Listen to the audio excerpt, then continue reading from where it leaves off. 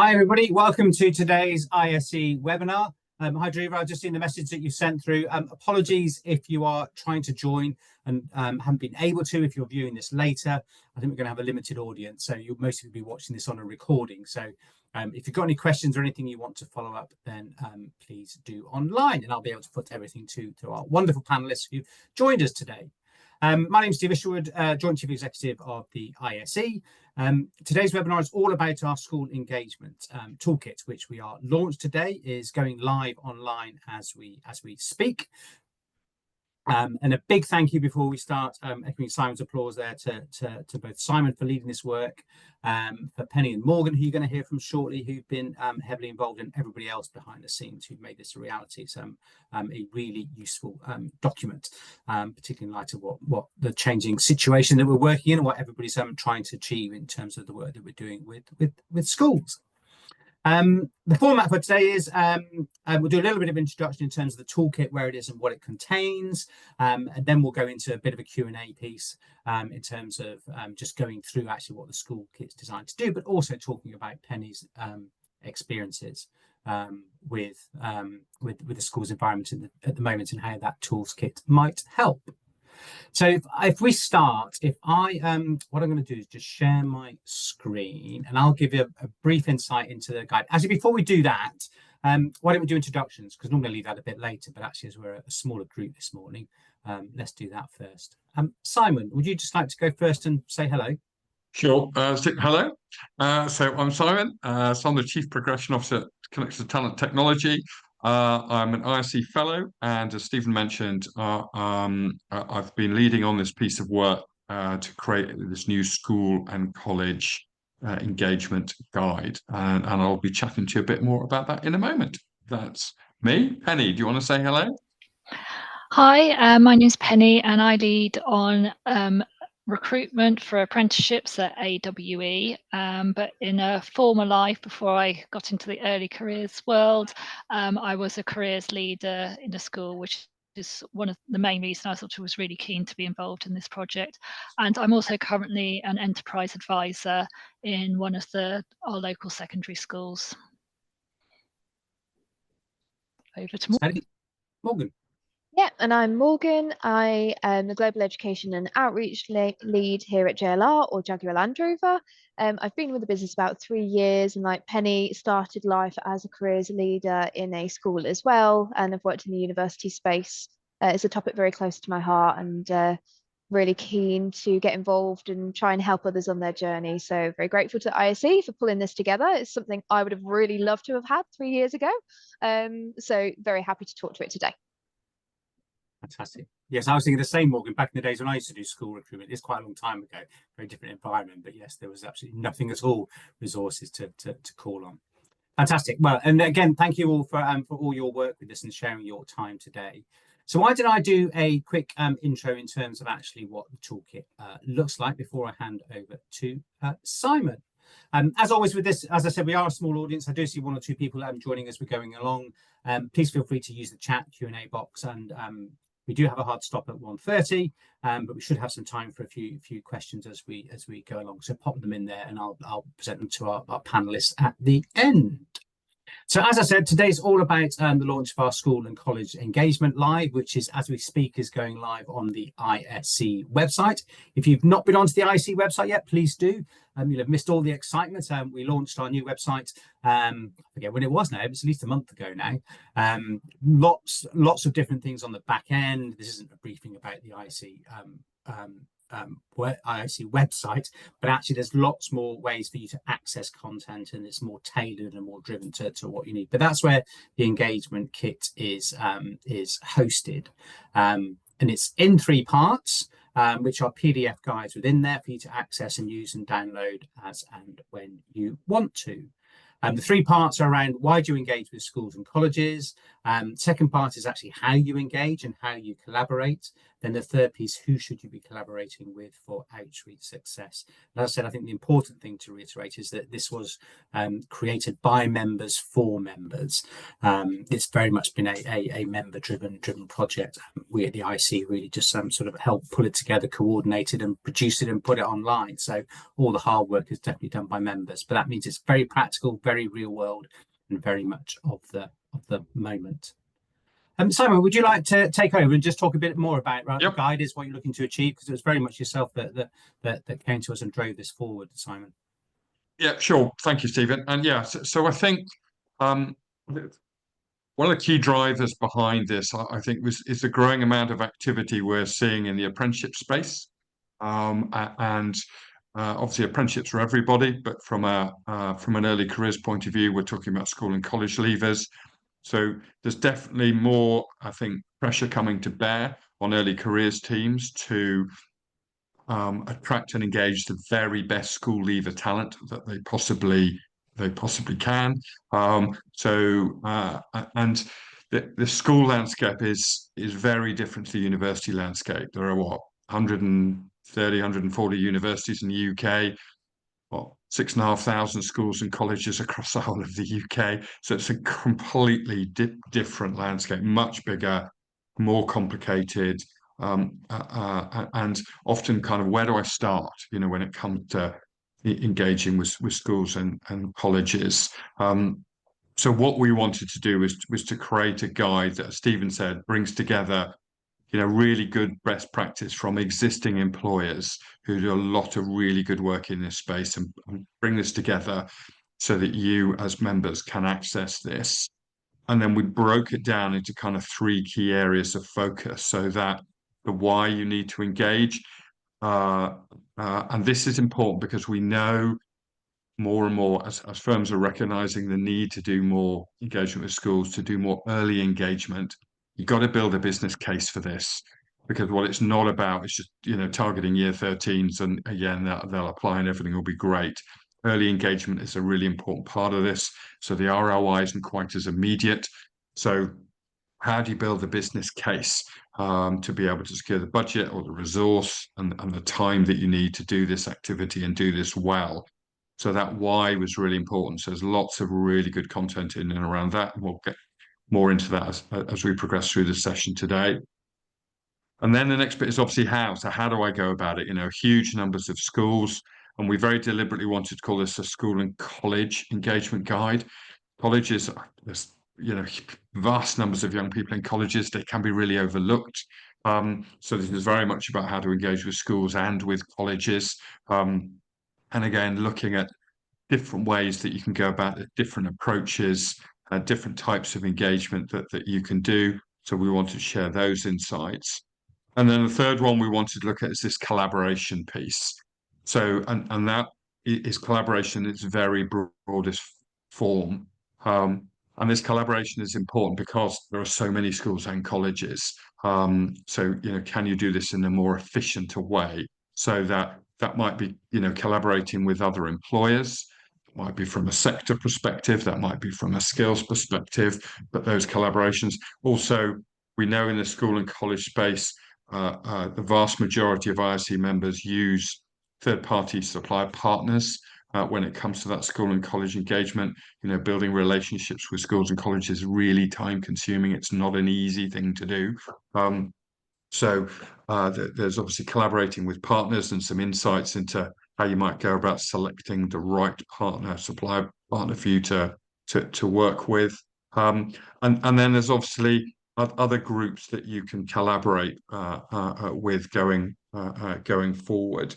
And we wanted to share insights into that. So when we talk about collaboration, and when you look at Guide 3, it's a really broad-ranging piece that we're looking at from a collaboration point of view. We talk about local authorities, combined local authorities. So it's really, really broad. So as I've talked about, 3 guides deliberately split into 3 groups to make it sort of easier for you to access at relevant points in terms of what you're going to need. So that business case is a really important one, and ways you can also evidence impact of that activity. So when you're doing that early engagement, you can't immediately say, yeah, look at all the applications I've got from it, but other ways you can measure impact that has value to the business. So we'll give you some really useful insights into doing that, and the importance, as in everything we do in early careers, of aligning it to the wider strategic objectives of the business. So that's the key elements of Guide 1. Guide 2, again, some sort of really meaningful practical steps that you can take, the different types of interactions that you might want to look at, whether that's going into schools or bringing young people to your locations, whether it's work experience, work insight programs, the different ways you can interact with young people. And also then talking about the different key stages. So things you might want to think about from a key stage 3, key stage 4 perspective, and also different audiences. And there's actually a really interesting piece we've done in there around homeschooling, which is a really growing area, and quite large numbers of kind of untapped pools of talent. So lots of hopefully really good practical actions you can take when it comes to how engage. And then, as I talked about a moment or two ago, this collaboration. So building effective partnerships and how you might go about that with all the different partners you might need to work with. So the schools and colleges themselves, supply partners, local authorities, careers and enterprise company. There are lots of different networks out there that you can kind of tap into and help you do that. And then the all important, how do you measure success of those collaborations that you have? So 3 different guides deliberately split up so it wasn't too heavy going, but also to enable you to access the bits that are relevant that you'll probably need to be accessing at different times of the year, so to make it really easy for you to use. So that's what's in the toolkit. Final slide I'm just going to show you before we go into questions. So just one more slide, and this is just everyone who was involved in the working group that we pulled together. And the reason I wanted to flag this is just to bring to life the diversity of sectors that we engaged with. So you've got public sector organisations in here, you've got big engineering and manufacturing businesses, you've got professional services, telecommunications, legal sector, construction, supplier partner firms. So a really broad range of sectors was really important for us to engage with to bring that breadth of insight for you going forward. The other thing that we've been able to do, and it was a very deliberate decision we've made with this guide, is to provide lots of case studies. So lots of examples of the work, but also links to external resources that you will find useful. And there were 2 reasons for that. One, to keep the guide really current by providing those links, but then that enables you to then, from an efficiency point of view, as early talent folk, where we're very stretched and we've got lots on our plate, having all those links in one place so you can then do that deeper dive into specific areas that you're going to find useful. And again, reflecting the devolved nations as well. There are differences with Scotland and England and Wales, for example. And so we wanted to provide you with those links to be able to get you that insight, to be able to understand. So the format of the guide is obviously some really great content, but there's also lots of case studies, and then really importantly, lots of links to help you find stuff, because we know that's some of the things that can take the most amount of time. Is where do I find this information? And what we wanted to do is pull that together into one single guide, and then you can kind of extend beyond the guide, but the guide becomes that start point for you to really enable you to do this efficiently and effectively going forward. So that's the guide as a bit of an insight. So hopefully I've whetted your appetite to want to use the guide and leap straight onto ISE's funky new website and access that content. But what we thought would be really useful today was to give the opportunity for both Penny and Morgan to talk a little bit about the guide. As I say, they were a crucial part of it. Employers themselves really active in the school space, so really bring it to life through them. So I've got some questions I'm going to ask them to kind of reflect on it. And I want to start, and the first question I'm going to come to, well, I'm going to get you both to answer, but I'm going to start with you, Penny. So when it comes to the challenges that you face when it comes to wanting to engage with schools, with that employer hat on, what are some of the big challenges that you face when it comes to engaging schools and colleges? Thanks, Simon. Yeah, so I'd say probably one of the main challenges for any business is the time and resources needed to do this properly. So hopefully the toolkit will give you some guides in terms of, why and how and what you're going to do, but it's still a case of within the business being able to have that buy-in. And as already been mentioned, that return on investment is a longer term ROI. So it's sort of having the buy-in so that you have the resources in order to do it and the time in order to do it, because it does take time to do that engagement. You know, I obviously work for a large organisation, and we have a number of people who are involved in schools and college engagement. But especially if you're a smaller one or you're just starting, it's who's going to do that, how you're going to do that. The other thing to really think about is sort of in terms of understanding why you're doing it and being able to explain that to the business in terms of what do you want to achieve from this. So I think those to me are some of the main challenges that you're going to face. Brilliant. Thanks, Penny. And Morgan, what about from your perspective? Yeah, absolutely resonate with some of the challenges that Penny's talked to there. I think one of the things that you mentioned at the end there is kind of like getting the business buy-in and really focusing in on what you're doing here. So for me, when I set out on this journey for JLR, I was quite clear on what we were wanting to achieve. We know that we've got significant early careers numbers and ever increasing demand for apprentices in particular areas, skills shortages, etc. And that presented a why to me. But what I perhaps hadn't realised is that there are many other benefits to engaging with outreach that if you just dig under the surface might talk to somebody else's drivers within the business. So one of the things that I hadn't really thought about is the employee engagement piece, actually, which for an organization like JLR, we are a purpose-led organization. We really value and put a lot of time and energy into how we show up, not just outside of our walls, but in our walls, make sure that people enjoy coming to work. And I think the world of education and outreach really talks to that. It lends really nicely. But when trying to get the business buy-in, looking to resource the strategy, being able to adapt your kind of drivers and what you want from it to talk the language of the teams that you're interfacing with, I think is a really important thing. So in the guide, it does, one of the guides, that the kind of the why piece, it does talk to lots of different ways that education and outreach can support your businesses. And I think some of those aren't just the obvious ones. So definitely use that guide if you're early on your journey to start thinking about, yeah, the immediate wins, but what are the wider wins? Because I think they can help to unlock some of this as well. Such a good point, Morgan. I think about that employee engagement because I know, particularly obviously pre-pandemic, but post-pandemic, lots of those really important employee engagement activities that firms would have, volunteering opportunities, have just really diminished or shrunk. And this school and college engagement very definitely provides that opportunity, particularly as early careers teams are typically quite small. They can't be everywhere, but if you can leverage your employees to do that work. And again, the feedback typically is it's hugely engaging. You know, I know, Yeah, so yeah, it has such a motivating impact on those employees who get involved.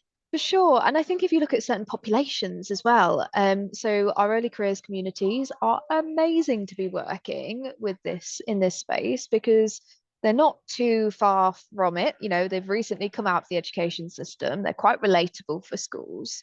Um, we already know that our apprentices are undergoing their training and development journeys anyway, and that can really support them. So it might be the first time that they're doing their public speaking in front of an assembly, and that's a safe space to try those things. So it really helps the development piece. But actually, the other end of the spectrum is great for this as well. As I'm sure many employers listening to this may kind of relate to the aging workforce piece. We have those pieces as well. But actually, those who are nearing retirement age have got heaps of knowledge. And rather than it just sifting out and never being used again, why don't we just give them a squeeze? Not a physical squeeze, just a metaphorical squeeze, to try and get that really exciting stuff out of them before they leave. because they can impart so much wisdom that inspires that next generation at the same time as keeping them engaged in what they're doing. Yeah, I think there's lots of good points there. I think that kind of sharing knowledge, how do you that knowledge transfer is so important in all organizations there. I think that's a great point.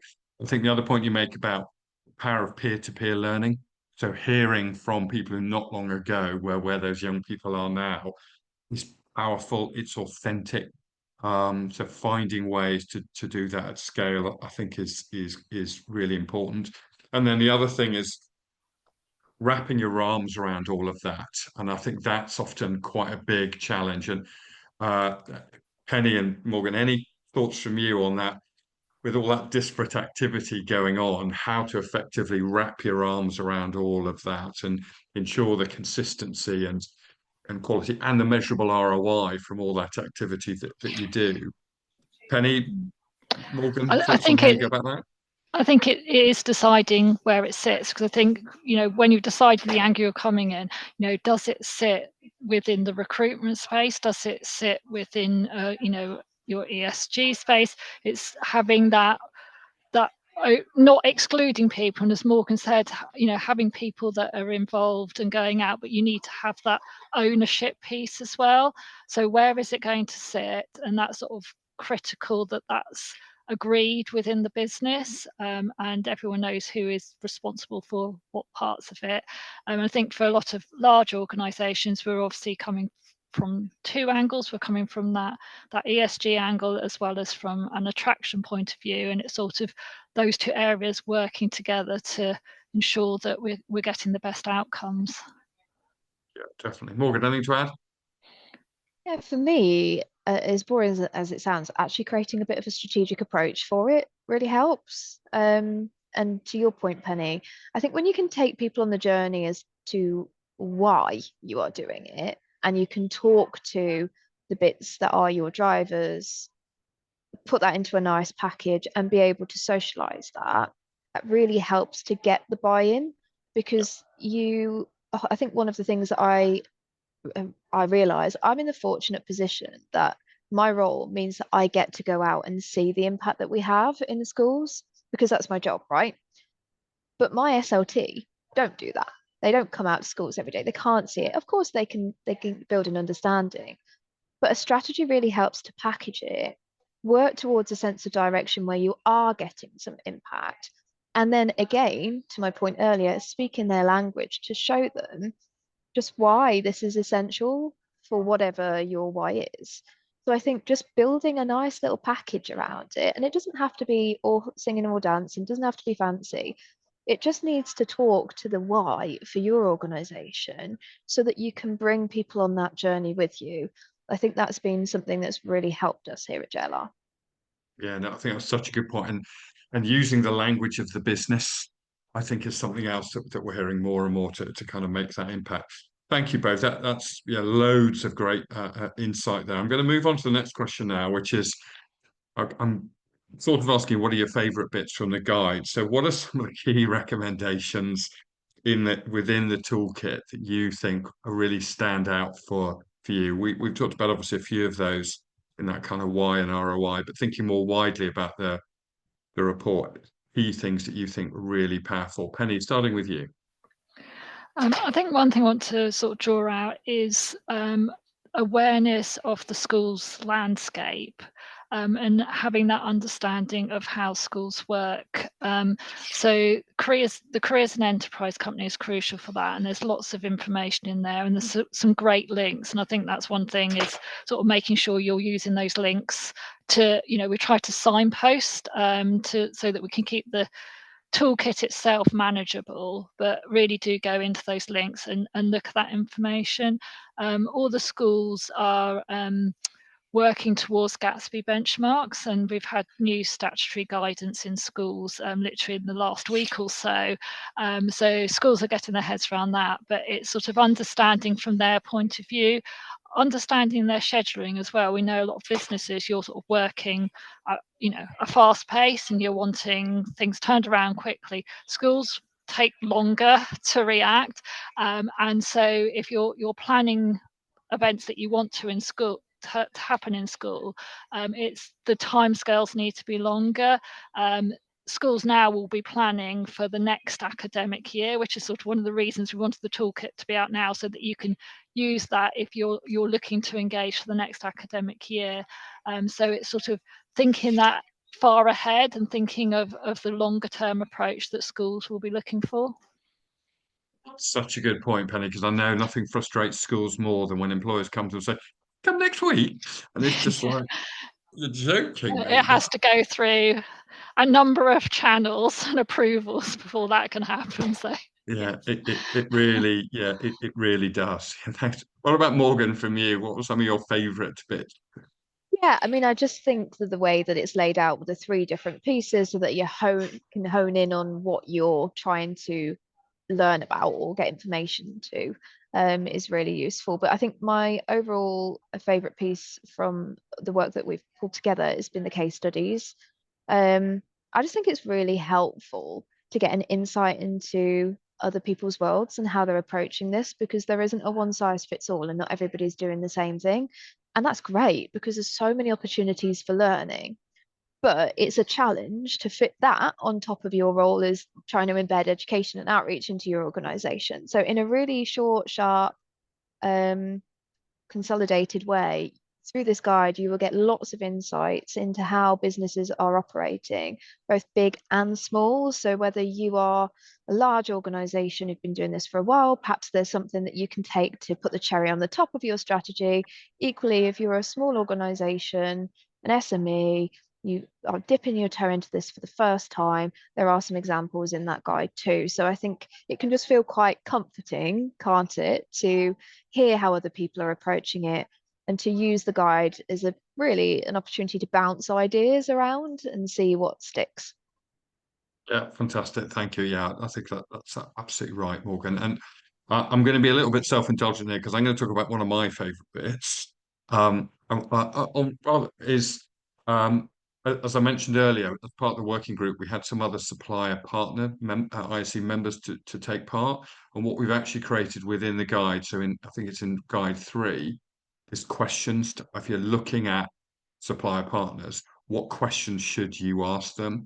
And I really like this because it was kind of challenging us as supplier partners to, what does good look like and what should you expect? So I think that, and we know it's always tough, when it comes to choosing suppliers and obviously, convincing the business as to why you've chosen that supplier partner to work with. So we very definitely wanted to put something together where the supplier organisations in the working group put themselves in the spotlight and said, right, well, knowing what I know, what would I ask myself to really test it? So I think that's that's one of the ones that I particularly like.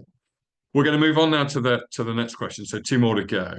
So and I want to think more widely, but definitely referencing the guide here. And I'm going to start with you, Morgan. When it comes to developing your engagement strategy, if you were starting from scratch, knowing what you know now, having done the things you've done so well at JLR, where would you start? I think, as I said at the start, a guide that actually points you in a direction is really very useful, because you'll often find that even with the big organizations, you might be the only person driving this. And at the very start of this, I was. I've now got one more person, so I feel we've doubled, which is great. But yeah, it can be quite lonely. And you're often kind of working or talking outside of your walls to try and get an insight as to how to get things moving. This isn't like an optional thing. This is an essential thing. Businesses really do need to be going out and doing this outreach work, not least because we need to be supporting the education system. I work in an area of skills shortages, so engineering, manufacturing, lots of tech roles. We can't really just sit and wait for them to come to us. It's not working. That hasn't worked for many years now. So us being active in going out to schools, kind of embedding JLR into the curriculum where there is an alignment, giving that support to the teachers, and there's lots of work that we do at JLR to support not just the pupils but the teachers as well. That's really important. That's what we need to be doing, and I think this guide just really helps you to start thinking about it from a strategic perspective. As I said, I think that really helps, finding your why, and then as Penny talked to, understanding the landscape out there. I guess, Penny, you and I are quite lucky in the sense of we've come from this world. Not everybody does. So using the guide to help you really get an insight as to what happens in education can just help you get started on this journey. Yeah, I think that's so right. And just come back to something you when you first started answering this question, Morgan, which was around that kind of, it can be quite lonely. And it got me thinking about the importance of building those relationships internally to the buy-in, which you talked about a little while ago, the need to build those relationships with the right people. And then the other bit you just talked about, which is, you need to be engaging with schools, because that's how you're gonna have an influence about what comes out of school. So the young people that come out of it. And if I think about a very relevant topic that we hear lots of people talking about across the ISE at the moment, is this workplace readiness, is helping young people be more ready for that transition from education into the world of work. Well, who better to support education with what that needs to look like than employers? So I think that taking that mindset, I think, is hugely important. And again, that feels part of the business case. If you're unhappy about the workplace readiness of young people, what are we going to do about it? We need to engage education. So lots of really good points there, Morgan. Thank you. I was just going to say on that, I think that's one of the things from a careers and enterprise company perspective, the Gatsby benchmarks, again, that Penny talked to, it's one of the lowest performing, is the kind of that workplace readiness piece, right? We can't just hand that problem over to teachers. We have to be part of the solution, because not only does that support the kids coming through the education system, it helps us recruit them or whoever they go and work for. So I just think it's a really, really essential thing. And yeah, getting your business in a place that you can go and do this is not, it shouldn't be considered like, oh, wouldn't it be nice if we did that? Now, I'm really starting to feel that the landscape is changing here, and this guide is helping towards this. It's not optional, it's essential. So how do we do it? Yeah, I think that's such a good point. Don't just blame the schools for not churning out what you want. Get involved and have a voice in it. Penny, I know you'll have thoughts on this in terms of what we've been talking about. Yeah, in terms of the strategy, yeah, I would say don't say you're although it feels that you're on your own, you're not, and it's to use those, reach out externally. So lots of information in the toolkit, but also a lot of expertise out there. Reach out to the careers and enterprise company. Each area has a careers hub, and they have a team there who is supporting careers leaders and enterprise advisors in schools, and obviously have that feed down through from the central careers and enterprise company. So find out about the careers hub in your area. They're all run in different ways, so it's really difficult to give an overview. But for example, where we are, we've got the Berkshire Careers Hub. They are very active, they do a lot, and I mean, becoming an enterprise advisor is actually, and I think it is actually a really great way to be able to understand it more, and there's a real need for more enterprise advisors. So with them, every school should have, it's recommended that you have an enterprise advisor. So it's a volunteer role, but you're there to support the careers leader and help develop the careers program in the school. And then by doing that, you get to network with other enterprise advisors. You get to get on their regular meetings and training, and it really helps you understand that landscape. So even if you haven't come from that background, you can still get to understand it. Yeah, I think that's such a good point to reinforce that you're not alone. Yeah. And there are those networks around you. Careers and Enterprise is a great one. I wouldn't be doing, I risk my ISE fellowship being taken away from me if I didn't say. And of course, there's the ISE that is part Yes, of and of that. course there's the IC. As part Yeah. of that network, whether it's the really cool WhatsApp groups where you can just chuck in questions and ask, whether it's the resources on the website. So yeah, I think that's That's such a good point, and I think the point you Just make to about jump being an in, enterprise Simon, advisor. so Go can I on. just add it to that? Yes. Because I do think that's a really important point. The Careers and Enterprise Company is amazing from like a school's perspective, but sometimes as businesses, we just need to speak to other businesses. And ISE helps in that way for sure. So I've personally made use of the ISE WhatsApps and connections to be able to grow the strategy here at JLR. So yeah, if you're kind of schools, how do I figure this landscape? CEC. If you just want to pick the brains of businesses, I'd say ISE is a really great route to explore. Couldn't have said it better myself. Thank you, Morgan. Yeah, so I'm going to move on to the final question. I'm conscious of time. And this next question, my final question, really plays to Penny and Morgan, your previous experience in schools and the work you've done. So, and I think it's a really important thing for us to talk about. And Penny, you talked about it earlier, so I'm going to come to you first on this. Is really understanding things from the school's perspective. So, what are some of the challenges from a school's perspective when it comes to this engagement? Penny? I think from a school's perspective, it's very much a case that, you know, you say you're on your own in this role. Believe me, as a careers leader, sometimes you feel even more on your own.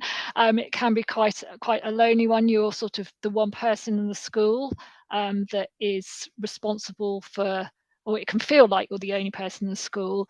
It's so dependent on the senior leadership team in the school and the emphasis they put on careers and everything and how they support it.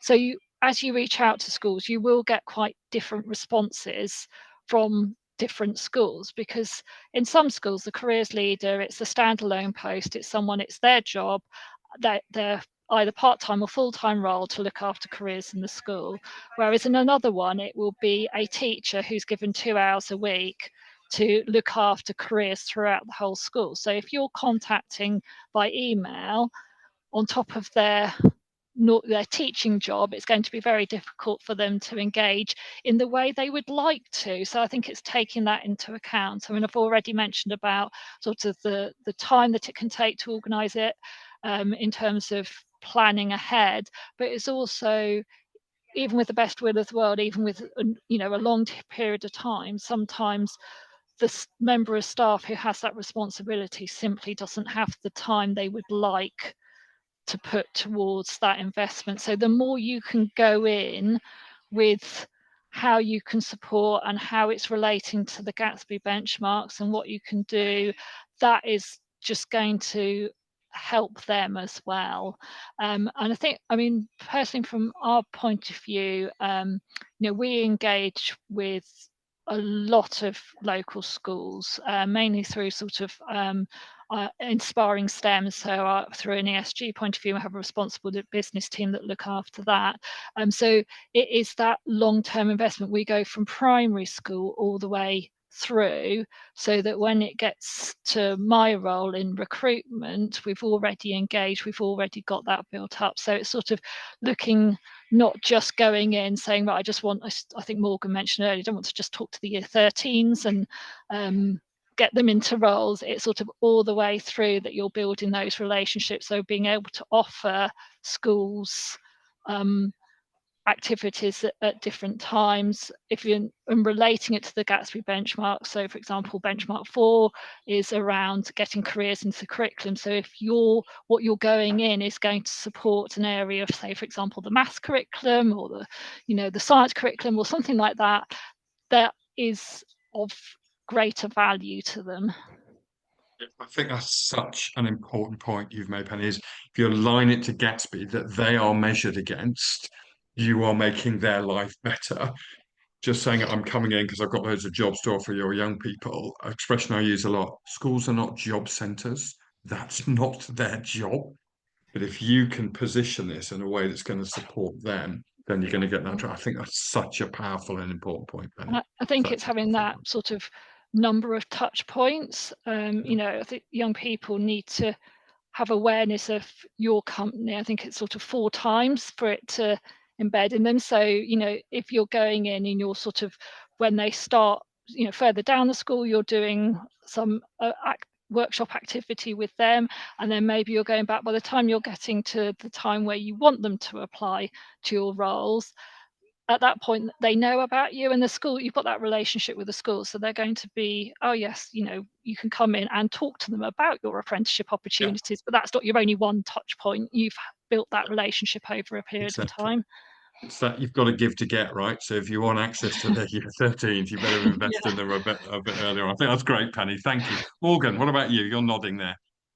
Yeah, I mean, I think the schools' challenges are the same as employers, but reversed, right? So we talk about, for us, it's business buy-in. It's actually the same for schools. They've got to get teacher buy-in. And getting teacher buy-in can be really tricky, because when you're trying to convince your, I don't know, maths teacher to give up some time for JLR to come in and run this session, well, that teacher's already thinking, crikey, I've got to get through this whole curriculum, and now I've got that less time. Oh, and bank holiday's fallen, so I've lost my double maths with my year 10s then. And oh, I've got something else happening. So it's an uphill struggle sometimes. And Penny, we've both been there having those conversations, I am sure. But I think that talks to it really nicely. Again, when you're engaging with schools, like, what is the value add that you're going to have on that school for that time? And again, make sure you're speaking their language. So rather than just thinking, right, we're going to come and do this thing that serves our need, spend some time really building that relationship with the school and understand what their specific needs are. It might be that they've got some really high performing year 11s, you're not and you don't offer a sixth form. You would the school would love to be able to offer some information out about apprenticeships. Can you support with something like that? Fantastic. Yeah, we can absolutely come and do that. Might be that another school is really struggling to support their SEN learners with a particular area. How can you support with that? So don't just think about it from your own needs. Really try and work in partnership with the school. And again, the guide does talk to that, how you can facilitate and have those conversations with the school. But it does take time, and it can be tricky, because building a relationship is exactly what this leads to success in this space. And you get a fantastic teacher that you're working with, and then they move to another school and you think, oh crikey. But that works in reverse as well. You know, that school might have a fantastic relationship with a business, and then that business contact leaves. I do implore anybody listening within your businesses, try and make this a long-lasting thing. So if you step out of it, how will it survive without you? How will the conversation of education and outreach live in your business without you being in the room to advocate for it?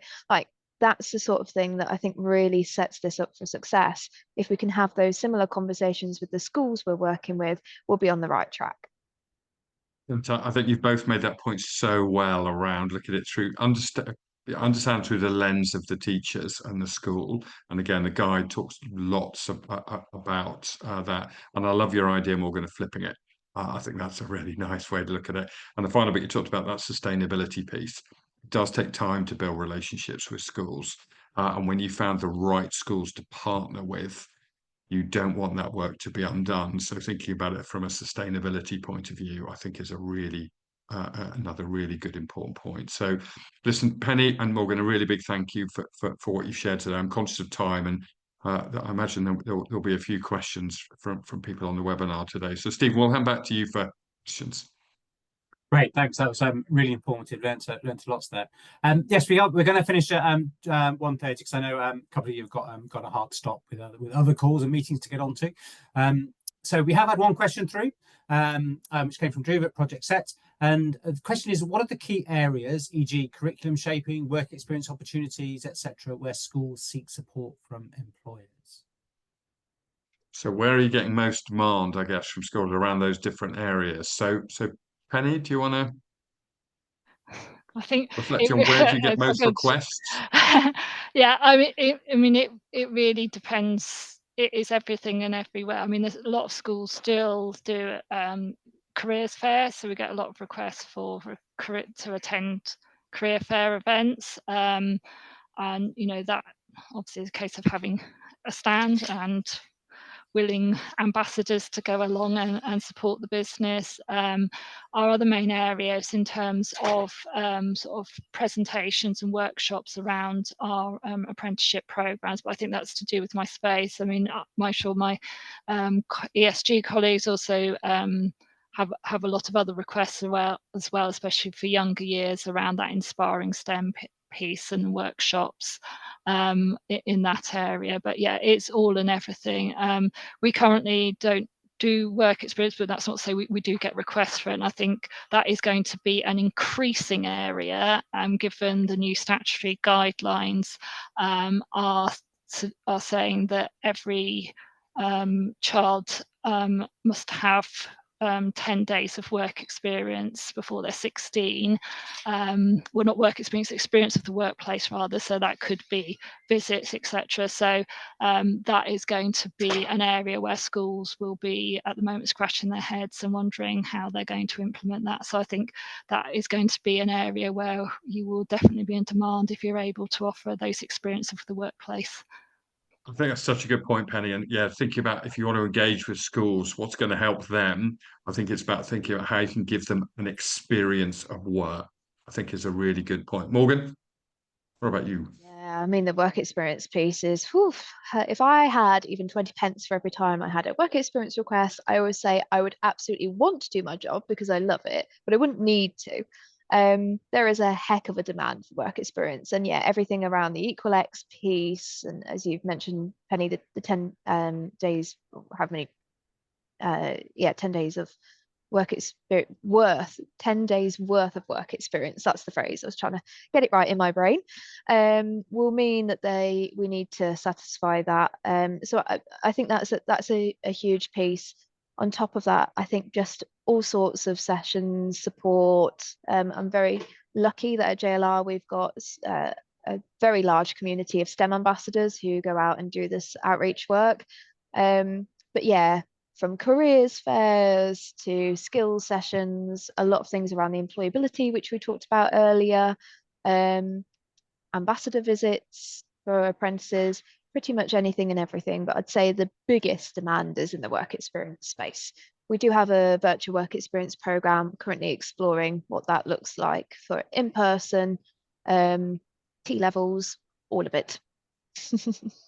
Brilliant, thank you. I think we're at time there, so I won't ask any questions. I had a couple of mine that's going to be selfish on, but we'll save those. And I think with work experience, we could probably do a whole other webinar on that topic, couldn't we? Because yes, yeah, really great session. Thank you very much. Very informative, and really thanks for all the effort you put into that toolkit. I've put the link live in the chat. It is now open to members on the ISE website. So yes, a lot of work and the Excels and that steering group have put together. And thanks for the reminder for ISE members. I think that is exactly that. The more that we as a community talk to each other and share our experience and knowledge, the better we can get in this space. Because I think there still is a long way to go in terms of actually just helping young people make better choices, be more aware of their options as they come out of school. And I say that as a dad of an 18-year-old who's going through A levels as we speak. So great, yeah, thanks session, and thanks for all of you for taking time out of your busy day today to share your insights with us. So we'll wrap it up there. You'll get a link to the recording, so please feel free to revisit if there's anything you want to catch up on, or also share it with colleagues, etc. We're keen to sort of share the love, share the knowledge, and as I said, please visit the toolkit. And if you've got any questions or any comments, please do follow up with me. All that remains is to say, Simon, Penny, Morgan, thanks once again. Much appreciated.